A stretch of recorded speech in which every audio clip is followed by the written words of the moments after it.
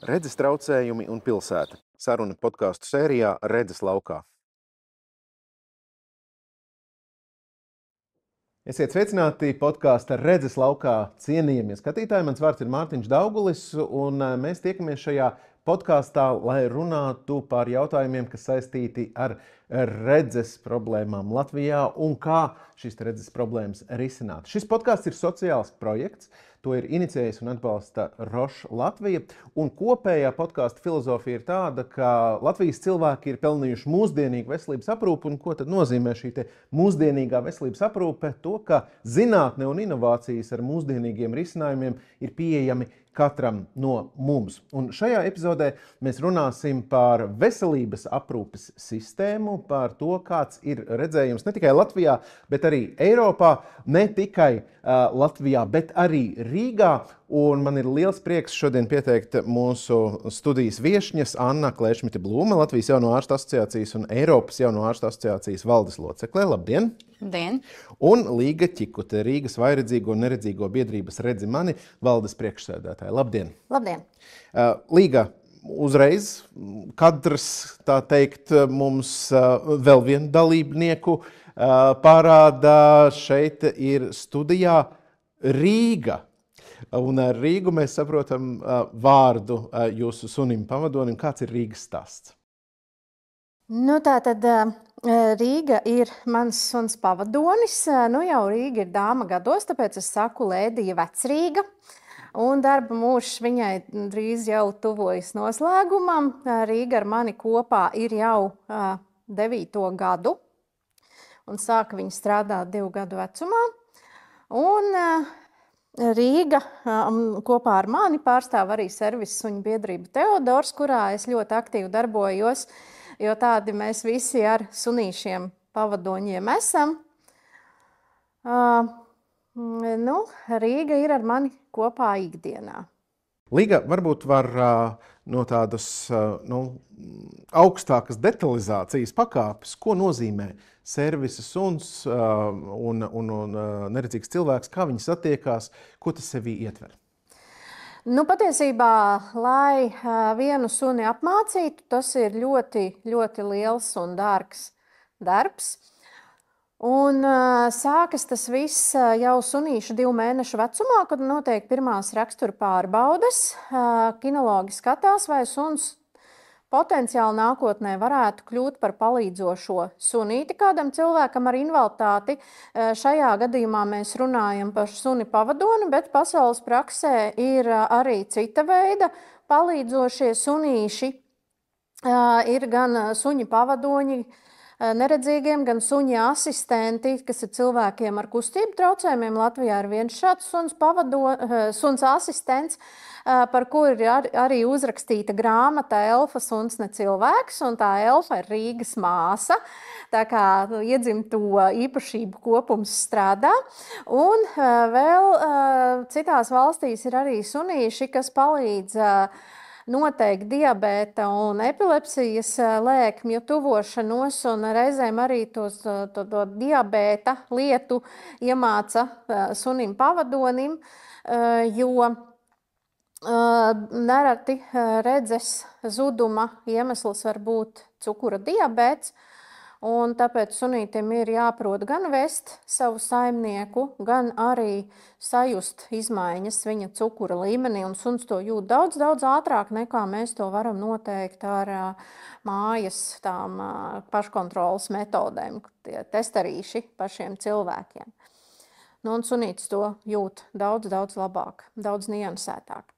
Tātad 2 mēnešu vecumā sunītim tiek pirmo reizi pārbaudīts raksturs, un ja raksturs ir kārtībā, tad aptuveni līdz 1 gada vecumam sunītis dzīvo audžu ģimenē. Tā ir viesģimene, kuru suns mācās, kas ir elementāra sadzīve, lai nonākot pie neredzīgā cilvēka, viņam nebūtu brīnumi, kas tad īsti ir virtuvē, kas ir vannas istaba, kāpēc mājās ir apavi, kāpēc ir dīvāns televizors un citi sadzīves priekšmeti, respektīvi pierod pie sadzīves un iemācās arī to, ka viņam ir sava gultiņa, sava bļodiņa, jo mēs jau arī neejam gulēt suņa migā un ēst no suņa traukiem. Tieši tāpat šie sunīši nesēž uz cilvēku krēsliem, neguļ cilvēku gultās un ēd no cilvēku galda.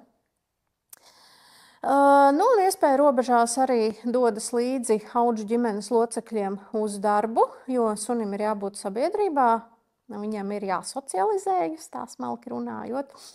Un mana sunīte Rīga 1. gadu ir pavadījusi pie vetārstes Alūksnē, ar kuru mēs joprojām kontaktējamies, un viņa ļoti aktīvi seko līdzi Rīgas gaitām, tā kā nav tā, ja sunīti izaudzē un atdod un vairs nav kontakta, var arī to kontaktu atstāt un pat ļoti veiksmīgi.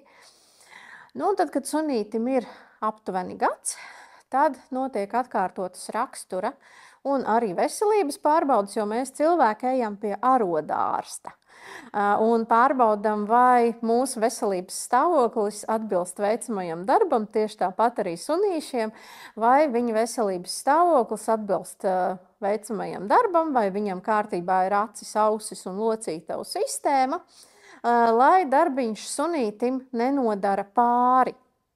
Un lai tas darba process neizvērstos nemitīgās suņa veselības problēmās. Tad, ja viss ir kārtībā, suns sāk mācības pie kinologa, mācās iet pa ielu, atšķirt ietvi no braucamās daļas, izvēlēties drošu maršrutu, braukt ar sabiedrisko transportu, apmeklēt sabiedriskas vietas, veikalas, kafejnīcas, meklēt trepes, meklēt durvis, meklēt kasi veikalā. Un tad, kad suns to visu ir iemācījies, tas ir aptuveni 2. gada beigās, tad piemeklē sunim atbilstošu cilvēku.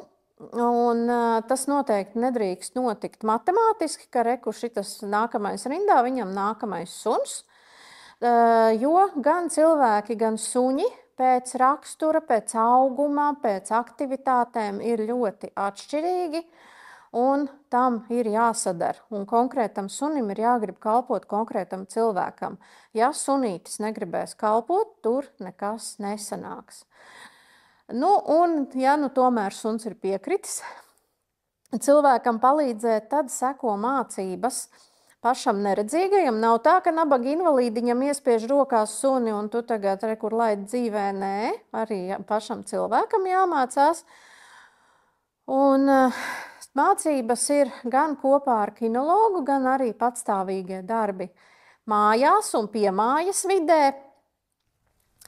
Un beigās ir jānokārto eksāmens. Eksāmens ir komisijas priekšā. Un pilsētvidē, personīgi es liku eksāmenu Vecrīgā, jo tur ir pietiekami sarežģīta infrastruktūra. Un visādi izaicinājumi sunim, lai varētu saprast, kāda tad tā cilvēka un suņa sadarbība ir. Un pēc eksāmena mums izsniedz lauksaimniecības datu centra apliecību, kur ir informācija gan par neredzīgo cilvēku, gan par suni. Konkrēts suns kalpo konkrētam cilvēkam. Un es nedrīkstu šo suni nodot trešajai personai, pateikt draudzenei, tu zini, paņem manu suni, suni zina, kur tas un tas veikals atrodas. Tā darīt nedrīkst. Tajā brīdī tas atkal ir parasts suns. Tas nav suns pavadonis. Un tā kā mēs esam nokārtojuši eksāmenu, mums ir speciāla apliecība, tad mēs drīkstam iet iekšā visās sabiedriskajās vietās. Tā skaitā arī tajās, kur ar suņiem ieeja nav atļauta, un arī veselības aprūpes iestādēs. Vienīgā vieta, kur tiešām suns pavadonis neiet, tā ir sterilā zona, tā ir ķirurģija. Un operāciju zālē parasti mūs arī ieved, un mēs tur aizmiegam, tad ko tur darīt sunim.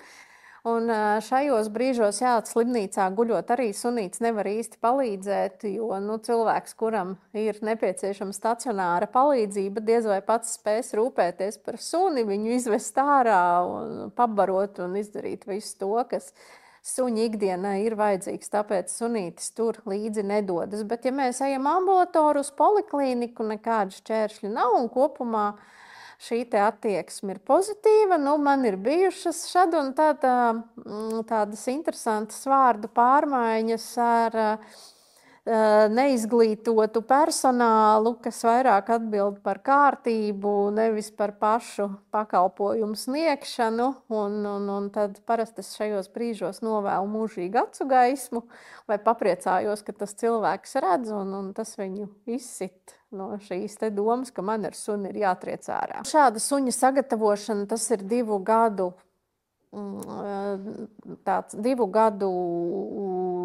neatlaidīgs darbs, nepārtraukts darbs, un viens šāds suns izmaksā aptuveni 25 000 eiro. Un tas nav darbs no 8 līdz 5, jo mēs 5:30 nevaram nospiest sunim podziņu un pateikt, nu tagad es tev līdz 8 no rīta izslēgšu. Tas ir darbs 24/7. Tāpēc arī suns maksā tik, cik viņš maksā. Un tās ir specifiskas prasmes, kas ir jāiemāca. Tās ir visas pārbaudes. Un tā arī tā summa veidojas. Nu, ilustrācijai Somijā valsts šādas suņas pērk par 100 000 eiro. Tas ir absolūti normāli. Nu, protams, Somijā ir daudz ilgāka šī suņu pavadoņu apmācības prakse, un viņi arī ir praksē pārbaudījuši, cik daudz šāds suns dod cilvēkam, cik lielu neatkarību un cik no tā iegūst visa pārējā sabiedrība. Un cik lielā mērā tad var paļauties uz šo suni, tāpēc jau tas ir ļoti sarežģīts apmācības process un darbietilpīgs, laikietilpīgs un finansiāli ietilpīgs. Suns veicot darba pienākumus, nedrīkst novērst uzmanību, nedrīkst reaģēt uz citiem dzīvniekiem, un viņam ir jāspēj izvēlēties cilvēkam drošāko ceļu iešanai, tāpēc paļauties var tiešām ļoti labi. Protams, kļūdās visi, gan cilvēki, gan reizēm arī suņi, bet mums ir savs rīcības algoritms, ko darīt tad, ja sunītis ir pieļāvis kļūdu. Mums ir savas darbības jāveic, lai viņš šo kļūdu izlabotu. Nu, un cik tad ilgi strādā viens šāds suns? Suņa darba mūžs ir aptuveni līdz 10 līdz 12 gadu vecumam. Un tajā brīdī, kad suns vairs nespēja strādāt, tad skatoties no ģimenes apstākļiem, ja neredzīgā cilvēka ģimenē ir iespējas, tad suns var palikt un turpināt vadīt savas vecumdienas turpat, kur ir strādājis. Bet, ja ģimenei nav šādu iespēju vai ir kādi citi specifiski apstākļi, piemēram, neredzīgais dzīvo 5. stāvā bez lifta, bet vecam sunim ir locītavu problēmas, tad ir jāmeklē tāda dzīves vieta, kurā sunītis var ieiet, viņam nav jāmocās pa trepēm katru reizi, kad vajag iziet zālītē. Tad meklē arī sunim senioram audžu ģimeni. Paldies! Esot kopā ar suni pavadoni, droši vien ir tāda miedarbība ar sabiedrību, kas dažādi uztver suni līdzās. Varbūt ir kaut kādi tādi uzreiz daži ieteikumi, ko darīt vai nedarīt. Tur neuzmākties virsū ar cīsiņu vai tam līdzīgām lietām, neglaudīt un nemēģināt kaut kā bužināt. Kas ir tās lietas, kas ir jāņem vērā, redzot cilvēku, kurš ir kopā ar suni pavadoni? Pirmkārt jau jūs, Mārtiņ, ļoti pareizi pateicāt par to cīsiņu un bužināšanu. Vienkārši tā, ka suns pavadonis veic ļoti atbildīgu darbu, un šīs izpratnes arī mums sabiedrībā trūkst, ka cilvēka ar redzes problēmām, smagām redzes problēmām vešana ir ļoti atbildīgs un tāds smalks, precīzs darbs.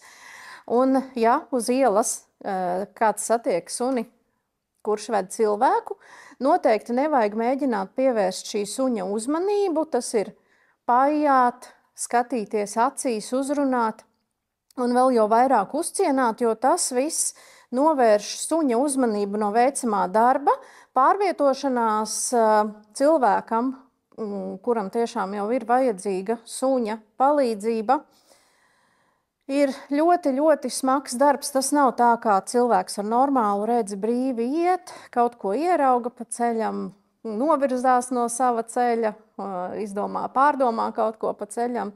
Mums tas ir ļoti, ļoti nopietnas darbs. Mums ir katra vieta jāiemācās, jāiegaumē. Un līdz ar to, ja kāds novērš suņa uzmanību, mēs varam pirmkārt aizkavēties, otrkārt mēs varam apmaldīties, jo suns aizved kaut kur citur, un treškārt var gadīties tā, ka suns nepamana kaut ko traumatisku un mēs varam savainoties.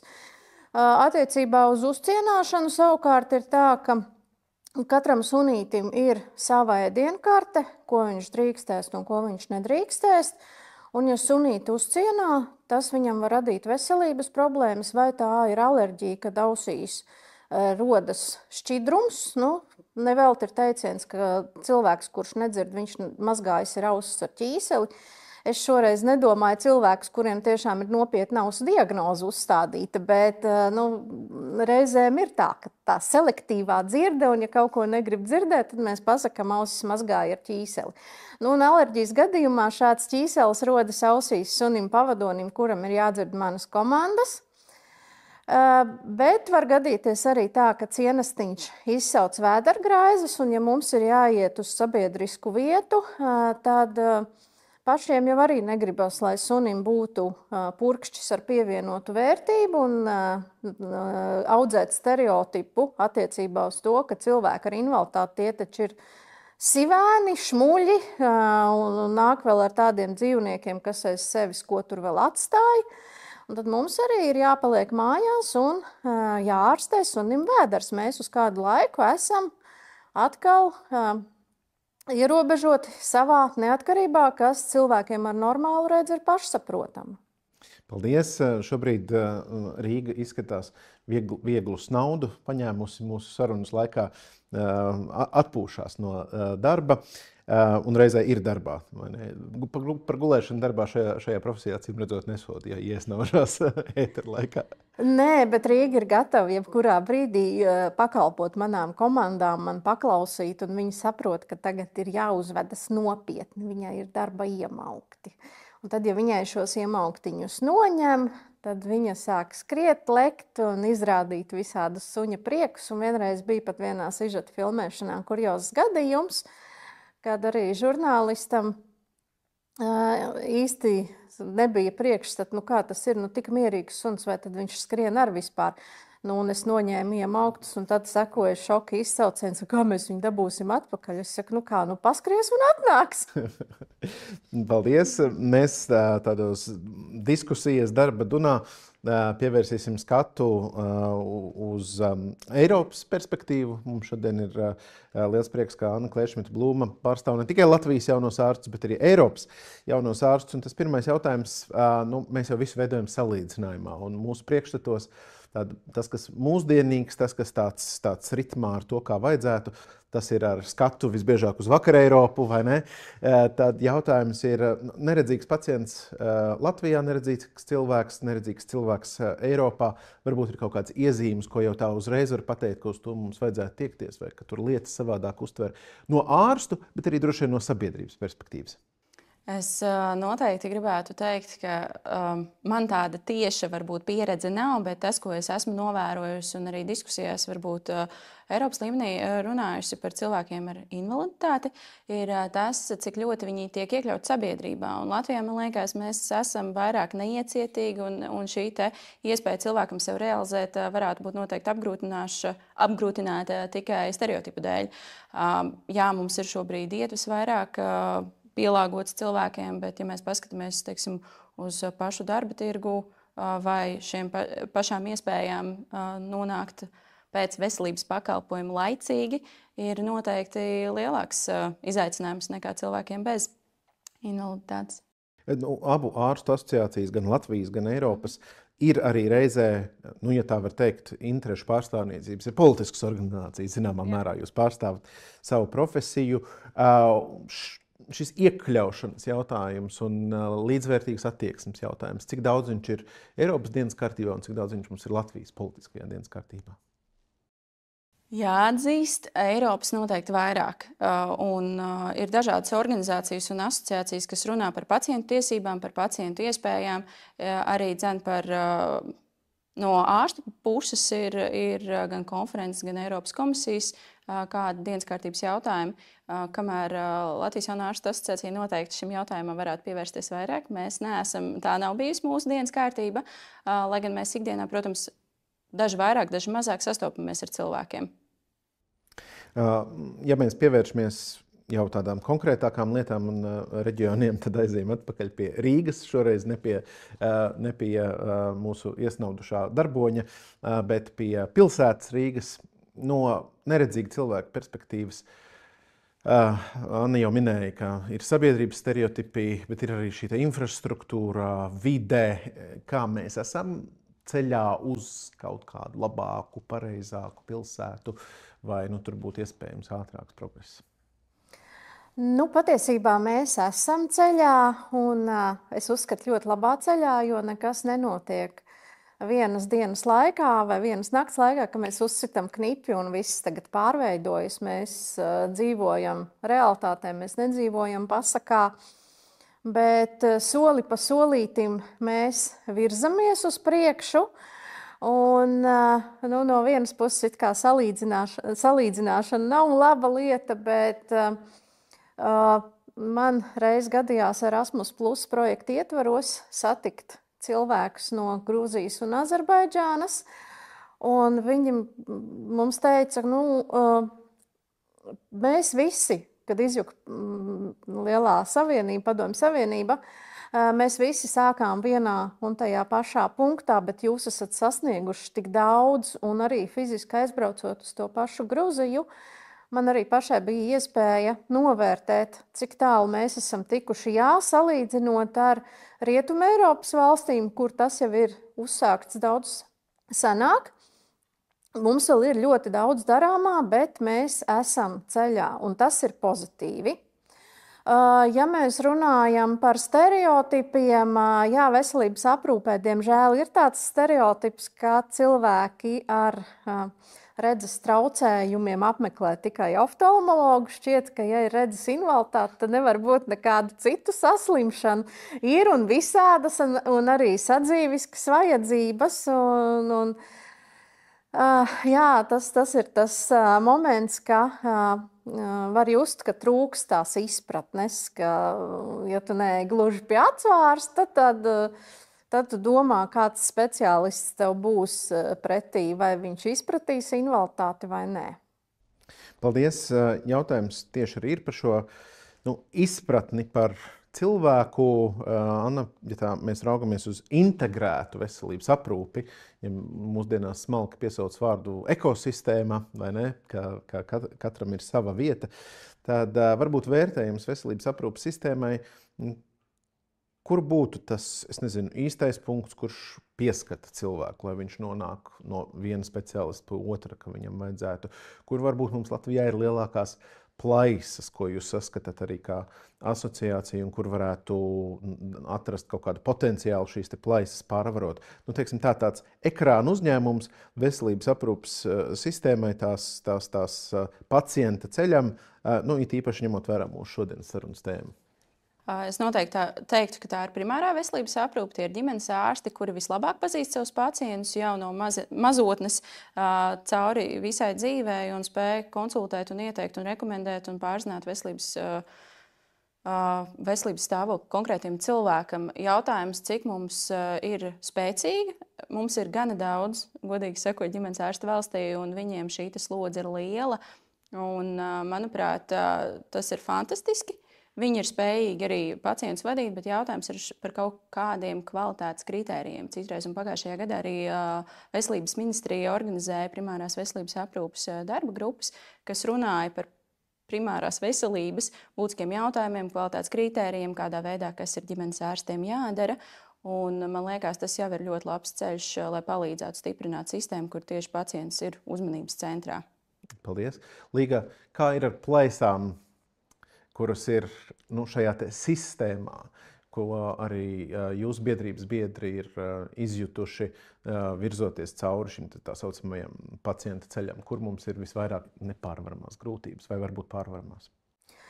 Patiesībā biedrība, kā nevalstiska organizācija, tā ir tāda vieta, kur cilvēki viens otram var sniegt morālu atbalstu un reizēm ieteikt kādu speciālistu. Jā, mums ir sava top speciālistu liste, kur labāk iet kādu problēmu gadījumos. Un arī man pašai ir bijis gadījums, kad ir jāmeklē konkrēta speciālista personīgais telefona numurs pēc cilvēku ieteikuma. Tā kā visādi ir gadījies.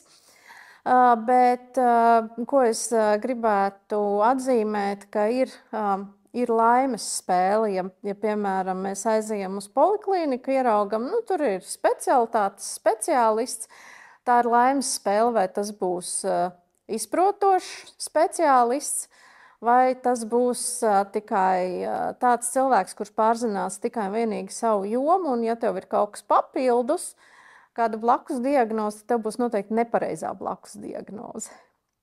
Līga, uzreiz tāds jautājums, ar ko saskaramies arī citās diskusijās, vai mēs bieži sastopamies ar situāciju, kā tajā anekdotē, kad klauvē pie durvīm, vai ne, atver vaļā, tur skelets stāv un saka, tā vienmēr, kad ielaiž, tad tikai atnāk, vai ne? Kur mums ir tās situācijas, kad sistēmas dēļ varēja cilvēkam palīdzēt ātrāk, bet nav noķerts, ir nokavēts, palaists garām, varbūt kaut kur futbolēts, kā saka, no vienas vietas uz otru, vai šajā jūsu biedrības kontekstā mēs sastopamies arī ar šādiem gadījumiem? Patiesībā nevalstiskās organizācijās nevienam nespiež stāstīt par savām nedienām, un ir cilvēki, kas dalās savos piedzīvojumos, un ir cilvēki, kas nedalās, tāpēc es par biežumu nevarēšu komentēt. Vēl pie šī jautājuma es varētu piebilst tādu lietu, ka biedrības tā ir katra cilvēka brīvprātīga izvēle, vai viņš nāk uz biedrību vai nē. Un nereti var gadīties tā, ka tas cilvēciņš, kas nav saņēmis palīdzību, ka viņš ir tik tālu nospiests un nekur nevēlas iet, ka viņam jau dzīve ir beigusies, tas ir viņa galvā, viņam dzīve ir beigusies, ka viņš vienkārši neiet ne uz vienu nevalstisku organizāciju un nevēlas neko darīt. Paldies.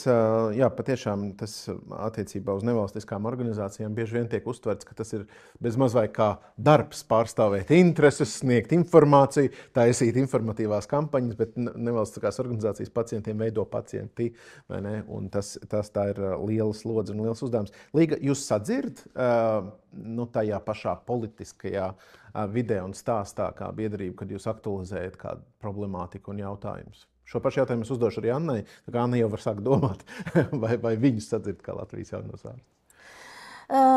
Mēs darbojamies kā biedrība, esam pārstāvēti arī Rīgas domas personu ar invaliditāti nevalstisko organizāciju padomē. Un darbs ar invaliditāti, tas jau ir darbs ar sekām. Un tāpat mēs esam arī piedalījušies dažādu jautājumu apspriešanā, kad tiek jaunumi apspriest Labklājības ministrijā, arī kā nevalstiska organizācija, un ja argumenti ir saprātīgi, tad tos, protams, ka sadzird. Paldies, Anna. Kā jūs sadzird? Paldies par jautājumu. Es noteikti varētu piekrist, jā, sadzird. Tas ir bijis ilgstošu gadu darbs, kur regulāri mēs esam devušies un izteikuši savu viedokli visos iespējamos veidos. Un Veselības ministrija ir ļoti pretīm nākoša šobrīd, kā arī citas organizācijas, ar kurām mēs vēlamies sadarboties, ir tāda iespēja līdz ar to, jā. Tomēr tas nav, kā minēju pirms tam, tas nav vienas dienas darbs, tas tiešām ir ilgstošs ieguldījums. Jūs minējāt arī šo starpnozaru faktiski sadarbību, jo mums ir veselības resursi un mums ir labklājības joma kā tāda. Līga, kā tas novērtējums tai savstarpējai sadarbībai starp veselības un labklājības jomām, un kur tur varbūt varētu labāk miedarboties. Vēl jau mums, protams, nāk klāt arī pašvaldības konkrētās, kas arī ieslēdzās ar savām atbalsta kaut kādām funkcijām. Kā mēs sadarbojamies šobrīd un kur mēs varētu sadarboties labāk?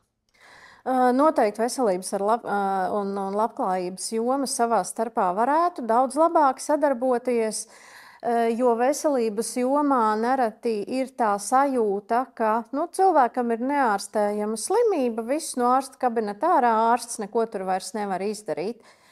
Un tad cilvēks paliek kaut kur gaisā karājoties, un ja viņš pats nezina, viņš arī to labklājības jomu nevar sameklēt.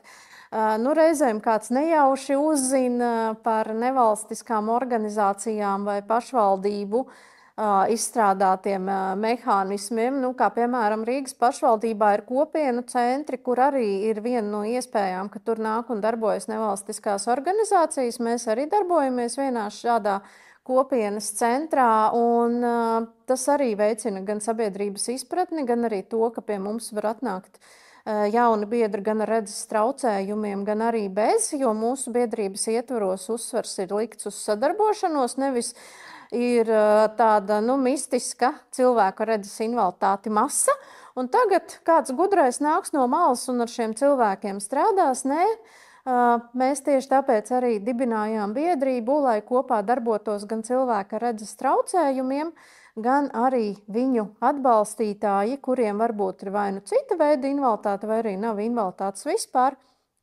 Un kopīgi veidojam dažādākās aktivitātes, lai paši izdaiļotu savu ikdienu un padarītu to dzīvi kvalitatīvāku, cik tas ir iespējams mūsu situācijā. Paldies, Anna. Kā tad tur ir to starpnozaru sadarbību ārstu perspektīvā? Jo jums jau arī bieži vien pēc dažādām aptaujām, ko mēs redzam, reizēm ārstam jautā un liek risināt sociālās problēmas un tam līdzīgi. Kā tur izskatās šajā jomā?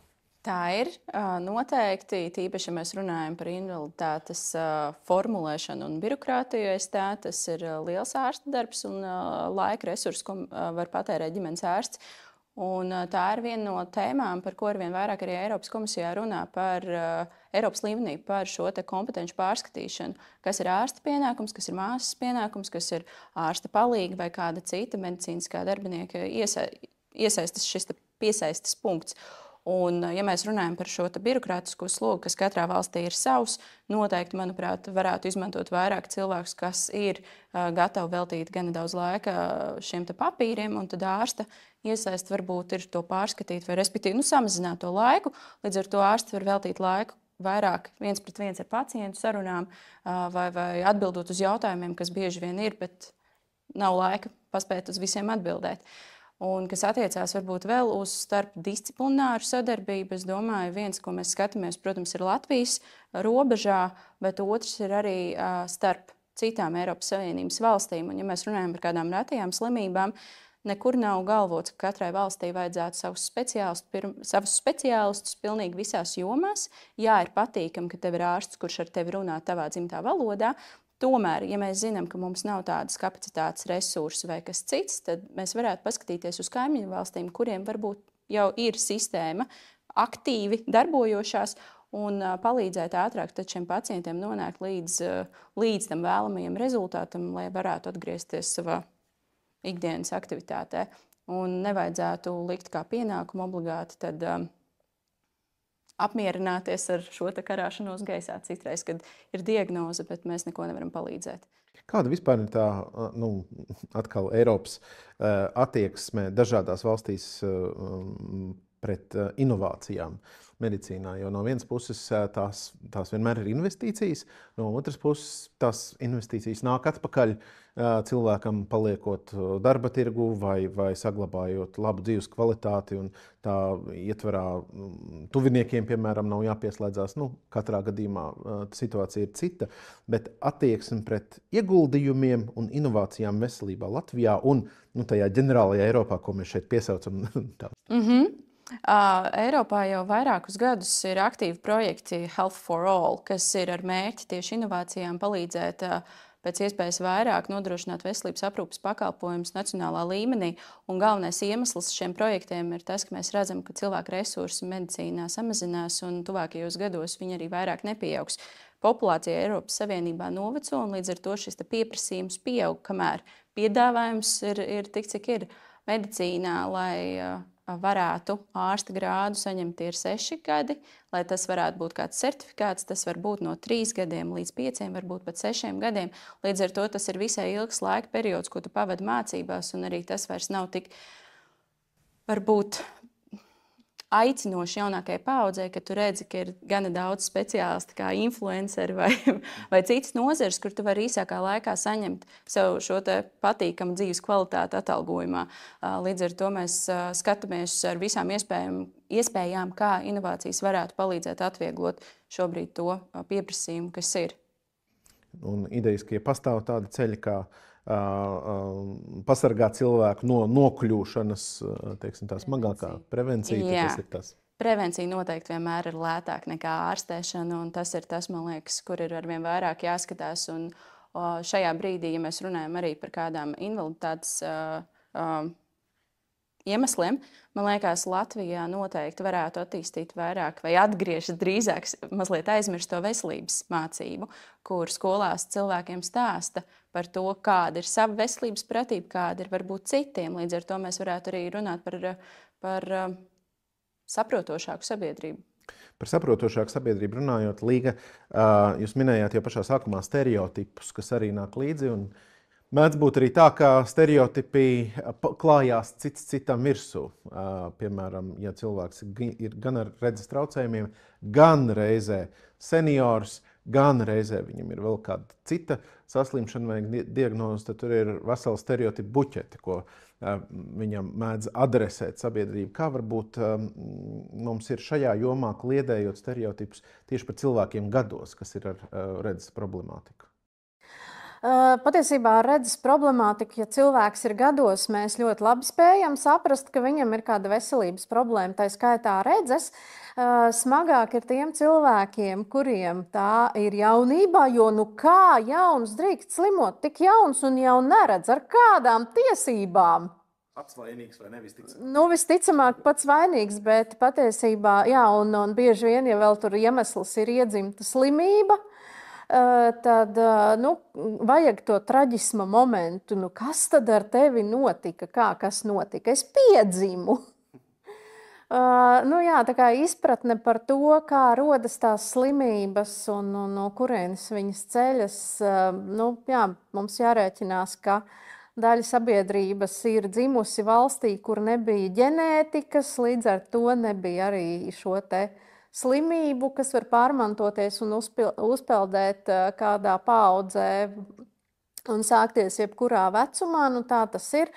Un tad, ja redzes problēmas sākas, piemēram, vidējos gados, tā ap 40, tad cilvēki jau pēc ārējā izskatās tieši tāpat kā cilvēki bez redzes problēmām un ir vēlme kaut ko saskatīt ārējā izskatā. Cilvēks taču izskatās normāli, viņam varbūt ir brilles, jo daļu no redzes problēmām var optiski koriģēt, daļu nevar.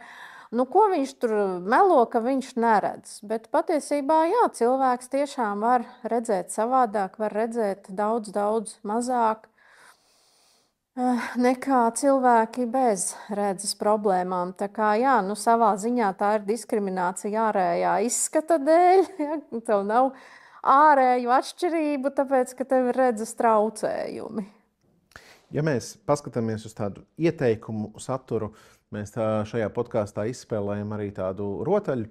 Mēs sūtām ieteikumus lēmumu pieņēmējiem. Un, ja mēs tā paraugamies, kas varētu būt, jūsuprāt, 3 padomi, kādā virzienā strādāt lēmumu pieņēmējiem šajā gadījumā. Es domāju, veselības ministrija, varbūt arī saimā šīs komisijas, kas spriež un domā par jautājumiem. Kas būtu jūsu ieteikumi, Anna? Pirmais būtu agrīnāka diagnostika, iespējas ārstiem to nodrošināt, un ne tikai varbūt speciālistiem, bet arī ģimenes ārstiem. Otrais, kas man nāk prātā, ir saistīts ar starp valstu sadarbību, ja ir retas saslimšanas vai medikamentozi nepieciešama terapija, kas valstī varbūt tajā brīdī nav iespējama, tad izskatīt iespēju, varbūt kaimiņu valstis to piedāvā un attīstīt šo te ekosistēmu tādā veidā. Un trešais, un manuprāt galvenais, ir veselības pratība skolās, kur cilvēkiem iemāca par savu veselības stāvokli, kā arī var runāt jau tālāk arī par cilvēkiem ar invaliditāti, kas ir tās lietas, ko, godīgi sakot, es šodien varbūt arī pirmo reizi dzirdēju. Paldies! Savstarpējā sadarbība kā potenciāls un resurss, tajā pašā laikā sabiedrības zināšanas kopējā izpratnē un tad šo te mazo lietu izķeršana, kuras ir neloģiskas pēc būtības un atslogot veselības aprūpes sistēmu. Tieši tā. Paldies! Līga, 3 ieteikumi no jūsu puses. Pirmkārt, jau es pilnīgi piekrītu Annai no Jauno ārstu asociācijas, ka laicīgi novērst jebkādu veselības problēmu, tātad prevencija, vai arī laicīgi slimību apturēt, tas ir neatsverams ieguldījums dzīves kvalitātes uzlabošanā. Un tas tā kā kavē cilvēka nonākšanu tajā zonā, kad ir neatgriezeniskas veselības problēmas, kā tas ir invaliditātes gadījumā. Jo jebkurā gadījumā, ja mēs saņemam atbalstu arī invaliditātes gadījumā, tas vienalga ir dārgāk nekā laicīgi novērst šo veselības pasliktināšanos. Tātad pirmais ir vispirms jāaptur veselības pasliktināšanās, tā skaitā redzes pasliktināšanās, tajās situācijās, kad tas tiešām ir iespējams. Nākamā lieta ir pieņemt cilvēkus ar invaliditāti kā cilvēkus, neaizmirst, ka viņi ir cilvēki. Un, ja cilvēkiem ir jau noteikti kāda veida invaliditāte, tas nenozīmē, ka tā būs vienīgā lieta, ar ko viņš saskarsies dzīves laikā. Cilvēks tāpat iekļausies sabiedrībā, izmantos veselības aprūpes pakalpojumus, un ja viņam būs redzes problēmas, viņš tāpat apmeklēs zobārstu, vai, piemēram, viņam būs kāda vēdera problēma, būs jāiet pie ķirurga vai vēl pie kaut kā cita.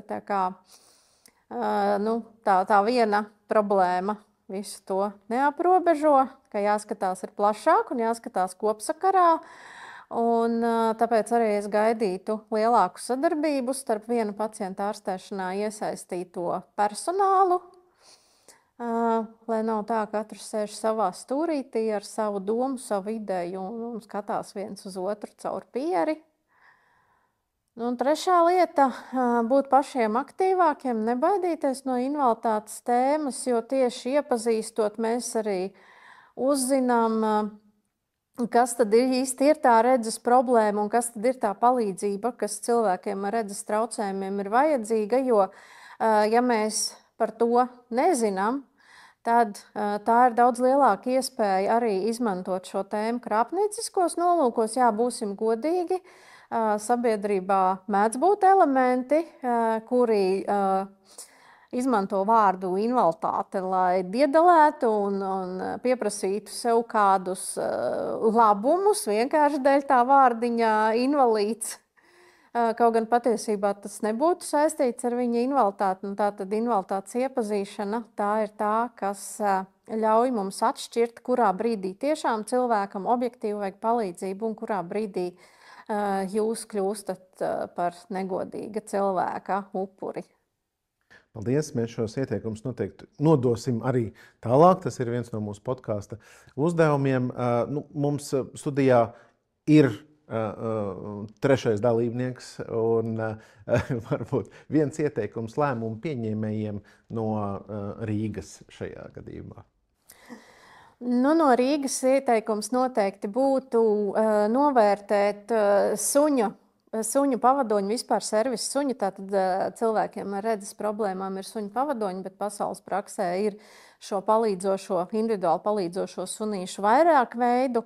Novērtēt šo suņu ieguldījumu cilvēku ar invaliditāti neatkarības nodrošināšanā un nodrošināt pastāvīgu atbalstu lai šie suņi būtu pieejami tiem cilvēkiem, kam tas ir nepieciešams. Liels paldies šodien par sarunu Annai Kliešmitei Blūmai, Latvijas Jauno ārstu asociācijas un Eiropas Jauno ārstu asociācijas valdes locekle. Man te gribētos vēl paturpināt. Latvijas Jauno ārstu asociācijas, Eiropas Jauno ārstu, pasaules un visuma Jauno ārstu asociācijām. Ir arī tādi, starp citu, ir pasaules Jauno ārstu asociācijas. Jā, nē, tur šobrīd nav plāns. Gaidām. Nākamajā podkāstā gribam šajā statusā un Līga Čikute, Rīgas vairedzīgo un neredzīgo biedrības Redzi mani valdes priekšsēdētāja. Liels paldies! Ejam pastaigā kopā ar invalīdu un viņu draugu apvienības Apērons valdes priekšsēdētāju Ivaru Balodi. Katrā podkāsta Redzes laukā epizodē mēs taisām sociālo eksperimentu, kad izējam ārpus ierastās studijas vides. Un šodien mēs esam atnākuši uz invalīdu un viņu draugu organizāciju Apērons. Labdien! Ivars tās vadītājs. Sveiciens. Un šodien mēs izmēģināsim un sajutīsim to, ko nozīmē būt vairedzīgam, neredzīgam cilvēkam ar ierobežojumiem. Tā, Mārtiņ, esam sagatavojušies, saģērbušies, lai ārā iet augstumā. Šis ir baltais spieķis. Un baltos spieķi uzmauc uz rokas, lai viņš tev gadījumā bez nepazūd, jo tad, kad tev viņš izkrīt kaut kur netīšām no rokas vai kaut kas noticis, tu viņu nevar atrast, jo tu patiesībā sakot neredzi. Un tā pārvietošanās ir tāda, kā tādām nelielām veidekļu veida kustībām, mēģina, kā teikt, saprast, vai priekšā tev ir kāds šķēslis vai kaut kas uz leju vai uz augšu vai kaut kas tam līdzīgs. Tā kā, tā pamazām ejot, tev ir arī jānorientējās. Ir divas lietas, kādā veidā cilvēkam palīdz arī asistents. Bieži vien neredzīgam cilvēkam palīdz asistents, un ja asistents nav suns tev ved, suns asistents, bet ja ir cilvēks, tad ir divi veidi, kādā veidā pavada. Vai nu liekot roku uz pleca, un tad mēs varam iet kopā, un tev arī var būt spieķis, un tu vēl pie reizes pārbaudi, vai tiešām tu nekur neiet pie niekšā, bet tādu pussolīt iepakaļus, lai tu justu, vai es uz augšu, uz leju kāpju, un tad to roku jūti, kā mans ķermenis kustās, vai es ātrāk, lēnāk kaut kur eju, un tā ir tā galvenā lieta. Vai nu mēs arī varam iet šādi, atkal pussolīt iepakaļus, tad drošāk turies kārtīgi pie manis, tev jāpaļaujās. Un tas mans galvenais uzdevums, kā tavam pavadonim, kad ja tu neredzi, ir stāstīt. Tā mēs ejam uz priekšu, šeit būs pakāpiens, šeit būs pagrieziens pa labi, pēc 10 metriem būs neliels šķērslīts, lai tev veidojās vismaz kaut kāds priekšstats, kur tu ej, kur tu dodies. Mēs sākumā mēģināsim, ka tu viens pats mēģini iet, un tad es tā mēģināšu arī pavadīt, un tad varēsim pārunāt, kā tad ir labāk vienā vai otrā veidā, vai cik droši tu jūties uz ielas, ja tu esi neredzīgs. Labi, sarunājuši. Ejam. Tā, iziesim ārā.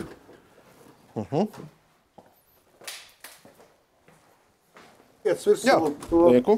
Jā, neredz neko, viss kārtībā. Neredz. Jā, labi, lai nespīd nekas. Jā, lai godīgi. Jā, un tad droši vien, ka mēģinām iet un mēģinām saprast, kā tas ir, tad ir ļoti grūti. Tev nav pieredze. Un tā ir tava pirmā pieredze, tāpēc tev ir ļoti sarežģīti, atbildīgi, bet ir ļoti, man liekas, kad izglītojoši un saprast, kā tad īsti ir, vai var norientēties un saprast. Tu esi redzējis, tu esi gājis šeit, tev apmēram nojauti kaut kur iet pa šejienē. Jā, bet sajūta uzreiz, protams, ļoti interesanti, tāpēc, ka vēl visādi trokšņi nāk klāt. Man jau ir sajūta, ka es esmu kaut kur uz ielas, un es atceros, ka bija kaut kādas mašīnas, kaut kādi stabi pa vidu. Mašīnas ir mainīgais tāds elements. Jā, mašīnas var būt, var nebūt. Es atceros no atmiņas, ka es reiz redzēju, ka cilvēks ar balto spieķi iet ļoti ātri un ļoti pārliecinoši cauri stacijas laukumam. Un bija tieši pavasara sezona, un tur bija sabūvēts visādas terases. Un viņš gāja, un viņš burtiski ietriecās ar to spieķi tajā terasē un ļoti strauji apstājās. Un tad meklēja ceļu apkārt viņai. Jā, ļoti svarīgi šajā gadījumā neredzīgiem cilvēkiem ir šīs vadlīnijas, kuras ir iestrādātas, un mēs arī cīnāmies par to, lai tās vadlīnijas būtu ne tikai pie krustojumiem, kā mēs patreiz esam pieraduši, bet lai viņas būtu visas ielas garumā. Un stacijas laukumā, mēs patreiz arī esam projektos iestrādājuši, ka šīs vadlīnijas tev ved kaut kur. Jo nav vienkārši vadlīnijai jēgas, ka viņas ir vienkārši kā tādas, tev viņas ir jāved, viņām ir jāved kaut kur. Un Tā ir laba lieta, kas neredzīgam cilvēkam var palīdzēt, protams. Bet vislabākais palīgs neredzīgam cilvēkam ir suns pavadonis vai cilvēks pavadonis, kurš tev pavada, jo tad uz to tu vari paļauties un un tu zini, ka viņš tiešām tev aizved tur, kur tas ir vajadzīgs, un suņus pavadoņus diezgan maz Latvijā, bet tie, kas izmanto suņus pavadoņus, viņi saka, ka tas ir tā kā braukt ar Mercedes. Un ja tev nav suņa pavadoņi, tad tas ir tā kā mājās sēdēt un neko nedarīt. Tā kā suns ļoti lielu tev šo drošības sajūtu, un jā, par to ir vesels grāmatas rakstīts. Un kā ir ar, droši vien ir pilnīgi atšķirīgi, ja cilvēks ir piedzimis neredzīgs, un viņš kā bērns iziet cauri arī šai apmācībai, vai ne, viena pasaule apkārt, un otrā, ja viņš ir dzīvojis un, piemēram, senioru gados paliek neredzīgs. Jā. Ir tā, ļoti grūti pieņemt. Ļoti grūti pieņemt, Jā, tas līdzīgi tas tāpat, kā tu nokļūst avārijā un paliec ratiņkrēslā, tad pieņemt to situāciju ir ļoti, ļoti grūti, sarežģīti, un mēs arī Apeironā par to tā iestājamies un tā. Tā, es tev mēģināšu drusciņi runāt, lai tu saprastu, kur mēs esam. Mēs izejām uz Valdemāra ielas ārā un iesim pa labi. Jā. Tā, mēģini sākumā pats līdz pirmajam krustojumam, un tad sapratīsim, kā tas vispār īsti iespējams. Tad es tev pavadīšu kaut kur. Bet mēģināsim visu to kvartālu apiet ar aizsietām acīm, bet mēģināt iet. Tu vari drusku vadīties pēc manas balss, un ja tu esi gatavs, tad varam iet pat drusciņā ātrāk. Okay. Labi. Bet, jā. Un reizēm saka tā, ka, teiksim, arhitekti vai plānotāji saka, neredzīgam cilvēkam vajadzētu vadīties pēc māju sienām. Tad tev tas viens no tiem vadošajiem momentiem varētu būt šīs mājas sienas. Bet patiesībā sakot, tas ir ļoti bīstami, jo šeit arī var būt trepes uz leju. Jā, visādi taču. Tad tas nemaz tik droši nav. Arī ir kādas durvis, viņš var pēkšņi atvērties un tu nevar noreaģēt. Tā kā tiem risinājumiem jābūt ļoti pārdomātiem un virzošiem kaut kur. Bet tagad ir vispār, man liekas, ka ļoti grūti tev, jo tas troklis, mašīnu troklis ir, man arī visu laiku klaboņi kaut kāda. Ķerās tā kā kaut kādas bedrītes un tam līdzīgi, tas arī rada tādu. Bet tā it kā te uz priekšu un tev atkal tā paļaušanās, ja tu galīgā ķibelē būs, es tev par to brīdināšu neapšaubām. Es ceru. jā, bet tas ir, jābūt, tā ir tā lieta, ko mēs runājam arī pirms tam, ka tā ir milzīga uzdrīkstēšanās vienam pašam, iziet ārā un dzīvot patstāvīgu, neatkarīgu dzīvi. Un tas ir tas galvenais arī, ko Eiropas Savienība saka, ka cilvēkiem tiem risinājumiem jābūt tādiem, lai tu neatkarīgi dzīvot, lai tev nebūtu cilvēkiem palīdzība nepārtraukti jāprasa. Un tas, man liekas, ka ir būtiski lieta. Mēs arī kā sabiedrība ļoti maz zinām par šiem baltajiem spieķiem, jo arī autovadītāji nav pieraduši pie tā, un es zinu, ka arī neredzīgo biedrība katru gadu taisa tādas akcijas oktobrī, kur balto spieķi mēģina pāriet pāri ielai. Tā principā ceļu satiksmes noteikumos rakstīts, ja cilvēks ar balto spieķi iet, viņam ir jābūt priekšrokai un jādod ceļš, vai ne? Jebkurā vietā. Jā. Kaut kas savādāks. Vai tu jūti? Jā, es jūtu, ka parādījās kaut kāds tāds. Kas tas varētu būt? Droši vien, ka mēs krustojumam esam pienākuši klāt. Jā, tieši tā. Tad mēģini norientēties, kur te vajadzētu kaut kas tev ir. Ar kājām tu jūti, ka kaut kas ir. Jā, es jūtu tās kaut ko jūtu. No tām brīdinošajām pumpiņām parasti ved kaut kādas šīs vadlīnijas. Un šajā gadījumā ir tā, ka te tev priekšā tādas vadlīnijas ir, ko tu jūti, ka viņš tā ieliekot balto spieķi tajā vienā gropītē un virzot uz priekšu, tev vajadzētu kaut kur tikt. Bet es to nemāku izdarīt. Jā, bet te ir grūti, tāpēc, ka nepārāk kvalitatīvi salikts ir un viņš tas, kas ir veidojis, tas tā īsti nav pārdomāts par šīm lietām. Tā. Iesim pareizi, tu virzies, ejam šajā virzienā vēl uz priekšu. Vēl uz priekšu, jā? Jā, un mēs pāri ielai šeit neiesim gluži. Jā, es nezinu, cik ātri sākās pirms krustojuma, viņš līdz ar to man ir Jā, to cilvēkiem arī māca, zināmā mērā. Mēs esam pie pašu krustojuma, tā kā, tad mēs šeit neiesim, mēs iesim pa labi. Un tad mēs esam pa Valdemāra ielu, mēs esam aizgājuši līdz Stabu ielas krustojumam un iesim pa Stabu ielu uz augšu. Arī bieži vien mēs runājam par to, kādā veidā var teikt kaut ko, vai neredzīgam cilvēkam var teikt, vai tu redzi, vai cilvēkam ratiņkrēslā var teikt, ejam, jo tas ir aizskaroši, kā jau viņš jau neiet nekur. Bet patiesībā sakot, to var teikt, jo tas Jo tu ar to savu kā teikt, sakāmo negribi norādīt kaut ko sliktu vai aizrādīt, ka tu nevari iet un es iešu. Tas ir tāds virziena norādījums vai tāds darbības tāds sauciens uz darbību kādu. Šķiet gludāks un aha, es kaut kur ieskrēju. Es tev neteicu priekšā neko. Jā. Es biju viltīgs, lai tu sajustu šķēsli, bet šķēslis šeit tev priekšā kaut kāds ir. Jā. Vai tev nojausmi, kas tāds bija pēc skaņas kaut kāda kaste. Var aptaustīt arī. Zini, kā tas jau nav slikti, ka tu aptausti kaut ko. Kaut kur. Aha, mašīna. Mašīna. Jā.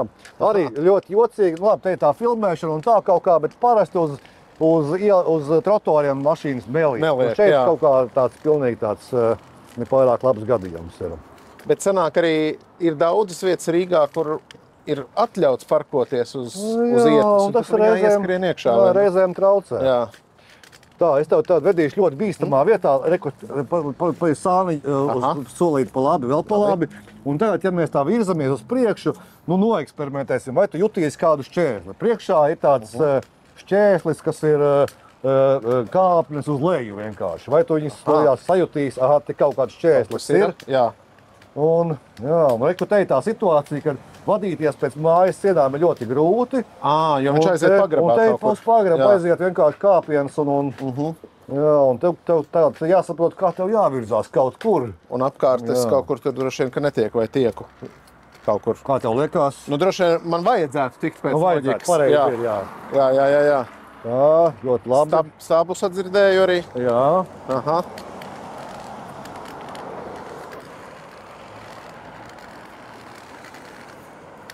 Kaut kad mēs tuvojamies krustojumam, tev vajadzētu apmēram mēģināt saprast, kur tas krustojums ir, un tad saprast, ka mums pa labi būtu krustojumā jādodās.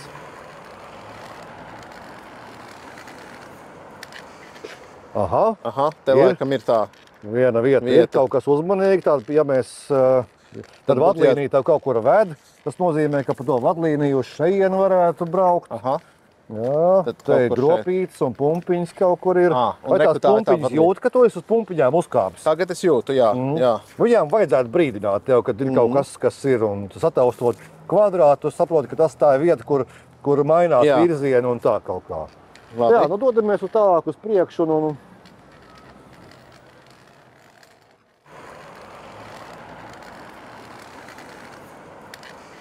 tā es tev otrā pusē iešu. Labi.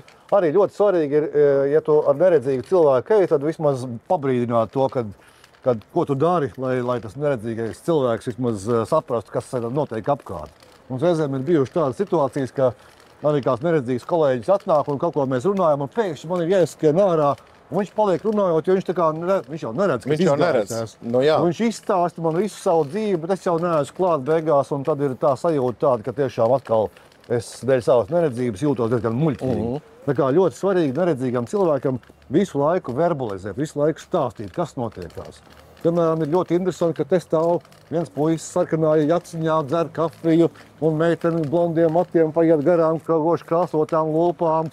Ir kaut kādi dūmi apkārt, jo tā filmēšana ir, un tālumā viena mašīna ar tādām ugunīm ir, droši vien, ka policija kaut ko sargā no filmēšanas lietu, un te ir tāds pagrabiņš ar restēm, un tur tādas trepītes uz leju ir, notiek remontdarbi, un celtnieks runā par telefonu ar kādu svarīgu personu droši vien, un mēģina saprast, kas viņam tur tālāk jādara.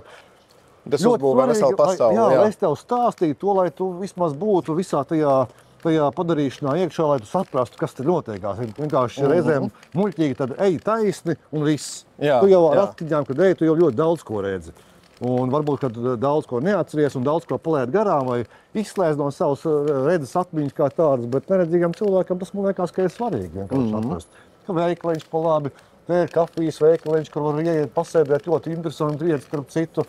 Un tāds kafijas biznesa kalve, varbūt tās, ka kādreiz kopā aiziesim, varbūt pasēdēsim. Šoreiz nav mums tāds uzdevums, un tuvojamies Ģertrūdes ielai, milzīgs sastrēgums ir, tu jau dzirdi, ka mašīnas tā ļoti trauji nebrauc vairāk un negāzē. Sastrēgums sastājušās, jo te tā filmēšana uz Ģertrūdes ielas sākās. Un tu kaut kā man virzi pilnīgi nost. Jā. Ok, labi, tagad iesim tādā manā pavadībā, kad tomēr tu liec rokas labi. te. Jā. Un tad mēģināsim iet tā, un vai tad drošāk būs turies kārtīgi stingri, vai ne, lai es varētu ar tevi iet. Un kā man ir svarīgi tad runāt un stāstīt, tā iesim vēl 4 solīši un pagriezīsimies pa labi. Tātad šeit pa labi pagriežamies un ejam uz Ģertrūdes, pa Ģertrūdes ielu. Te arī priekšā ir dažādi remonta darbi, tāpēc mums būs jāpaiet ielas otrā pusē. Mēs esam zem tādas nojumas, tikpat kā varētu teikt, un tad iesim šeit pa kreisi bišķiņi. Un tad te mašīnas brauc sastājušās, remonta darbi arī te kaut kādi notiek.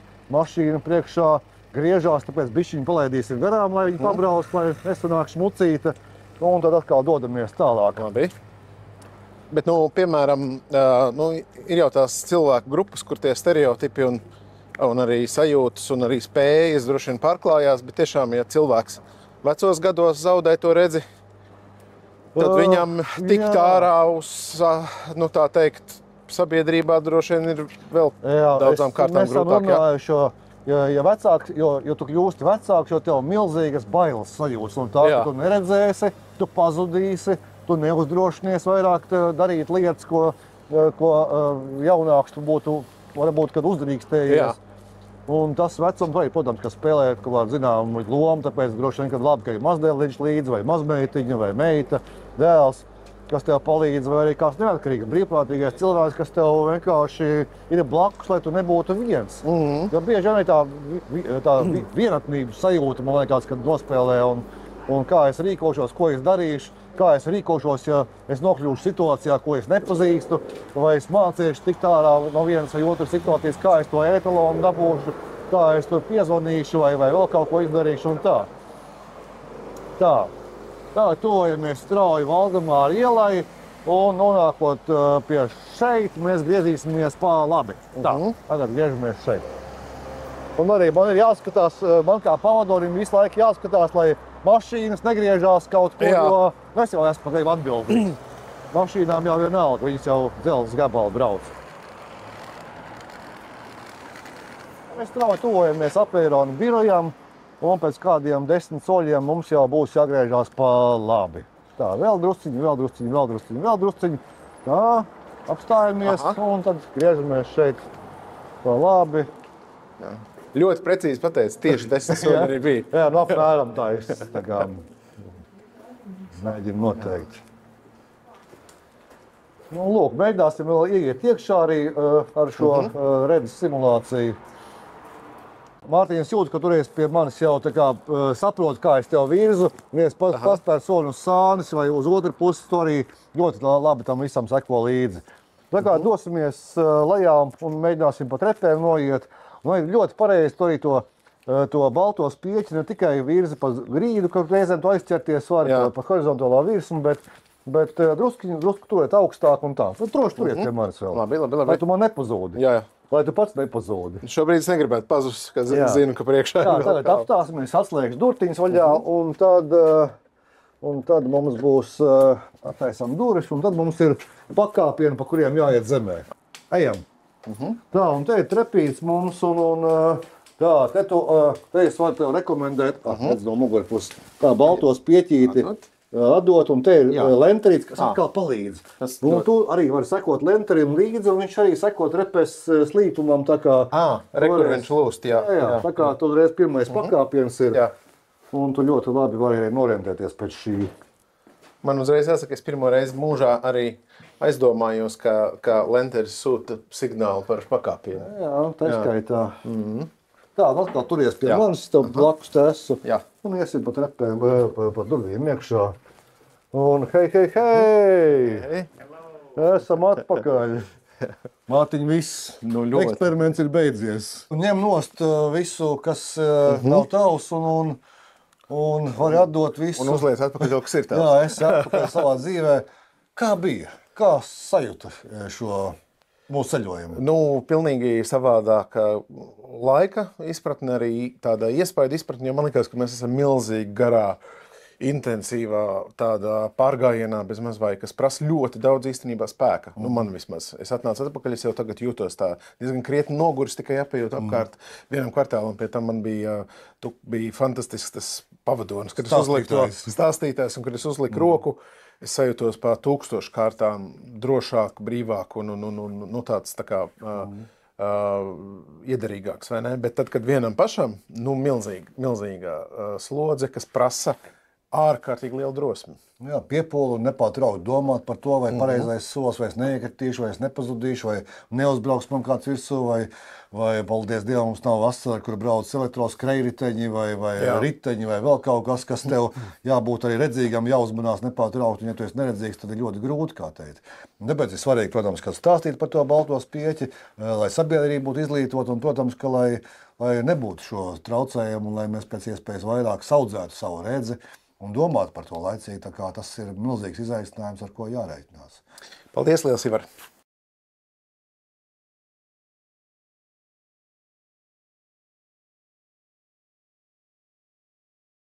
Pulka kungs, liels paldies par jūsu iespēju un laiku. Mēs, protams, runājam par to, kā pilsēta aug kopā ar cilvēkiem, kuriem ir redzes traucējumi. Un tad tas pamatjautājums, protams, ko tas vispār no tādas pilsētas pārvaldes viedokļa nozīmē uzlabot pilsētu, lai to pielāgotu cilvēkiem ar redzes traucējumiem? Vispirmā kārtā mums vajadzētu saprast to, ka tas ir vajadzīgs. Viss veidojās no saprates izveidošanas un no tā, ka mēs saprotam, ka to vajag. Un tas būtībā pat nav, it kā izklausās vienkārši, bet nav tik viegli izdarāms, jo mēs tādā ikdienas steigā un jūklīgi piemirstam to, cik mēs esam dažādi, cik mums ir dažādas vajadzības, kāds mums ir iespējas dažādas, un ka mums visiem jāiekļaujās šiem dažādajiem arī kopīgajā sabiedrībā. Un, kad tas ir saprasts, tad jau vienkāršāk ir veidot tālāk. Rīgā šobrīd ir izstrādāta tāda ielu tipoloģijas grāmata, kurā faktiski mēs esam paredzējuši uz priekšu, arhitektu dienests ir piedāvā visiem attīstītājiem, tā skaitā arī privātajiem, kādām vajadzētu būt ielām, ietvēm, kā vajadzētu izskatīties šajā apkārtnē, lai cilvēki visi tur justos labi, lai varētu pārvietoties. Tātad, kur ir jābūt taktilai joslai, kur ir jābūt kaut kādiem norobežotajiem, tādiem kā apzīmētajiem apzīmējumiem, lai tie cilvēki, kuriem ir redzes traucējumi, redzētu, kurš ir vēl vājredzīgs, redzētu, kurš ne, tad ar kaut kādu spieķi varētu balto spieķi sataustīt to, ka viņš ir pietuvojies gājēji pārējai, teiksim. Ja viņš ir pietuvojies gājēji pārējai, tad tur ir, teiksim, luksofors, kuram ir skaņas signāls, kurš signalizē to, ka tajā brīdī viņš drīkst droši iet pāri tai ielai. Un pie tā mēs visi strādājam, un tas jau arī notiek. Un ir arī sabiedriskais transports pielāgots tā, ka tur principā ārēji jau arī atskaņot var gan pie transporta līdzekļa maršrutu numuru, gan arī galapunktus, kurieni šis transporta līdzeklis brauks, un pēc tam iekšā, kad jau ir cilvēks atrodas salonā, tad arī atskaņot pieturvies, lai viņš zinātu, kurā vietā tam jākāpj ārā. Skaidrs, ka mums ir arī Strasdumojušas īpašā vieta, kur ir tāds kā neredzīgo un vājredzīgo ciemats, tur ir arī viņiem skola, kur ir dienas centrs, un tur mums ir vēl īpaši pielāgota vide, kurā mēs strādājam tā, lai viņi tur justos pavisam droši un varētu arī pārvietoties. Tā kā tā ir mums tāda īpašā lieta, pārējās vienkārši cilvēkiem jābūt saprotošiem. Man atmiņā ir Kapseļa ielas šis luksofors, kur bija skaņu signāls, un tas luksofors bija novietots aiz žoga, un nezinu, kāpēc cilvēki bija izdomājuši, un bija pat arī tādi raidījumi, kur rādīja, kā tagad te poga jāspiež, lai gan tur nekāda poga nebija jāspiež, tas bija aprīkots ar šo speciālu skaņas signālu, lai vienkārši cilvēki vājredzīgie un neredzīgie saprast, ka viņiem jāšķērso ielu. Tā kā tas ir, ko es iesāku šo sarunu ar šo sapratni. Nākamais ir apmalis, kur arī mēs nolīdzinām, lai, teiksim, cilvēki varētu vieglāk pārvietoties un teiksim, tur, kur vajag uzbraukt uz šīm ietvēm vai nobraukt no tām, tas arī ir jau visās tipoloģijas grāmatās iekšā, kur tās ir jau iepriekš izbūvētas, tās mēs tagad nolīdzinām. Un vēl ko es gribētu teikt, ka arī transporta līdzekļiem ir īpaši piekodināts, ja viņi redz transporta pieturvietā cilvēku ar balto spieķi, tad viņam jāskāpj ārā un jāpalīdz viņam iekāpt transporta līdzeklī, jo viņš tādējādi dod signālu, ka viņš tur ir. Tā kā strādājam, pamazām veidojam šo, lai būtu iekļaujoša vide, lai visi rīznieki šeit justos gaidīti un visiem būtu pēc iespējas kvalitatīvāka dzīves veids un dzīve.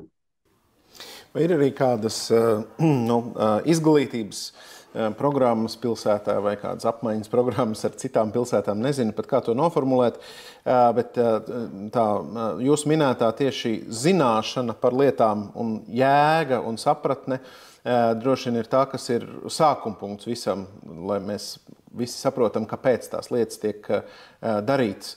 Ar to kopējo zināšanu lauku, kā tur ir?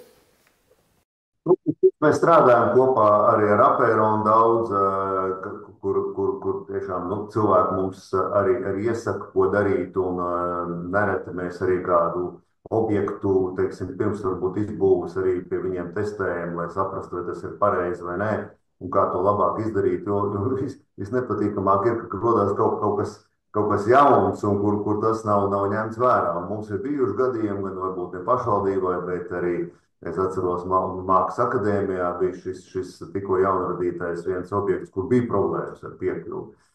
Kas attiecās par šo, tad ir vadlīnijas, kuras ir visiem pilsētas dienestiem nosūtītas, lai viņi zinātu, kā vajag strādāt tā, lai cilvēki būtu iekļauti šeit sabiedrībā, kas attiecās par skolām. Es gribu ticēt, es nezinu, pašvaldībai nav tādas programmas, bet es ļoti ceru, ka dažādās sabiedrības, nezinu, veselības stundās vai kādās citās, kur teiksim, notiek sarunas par to, kāda mums ir sabiedrība, par šo tiek runāts.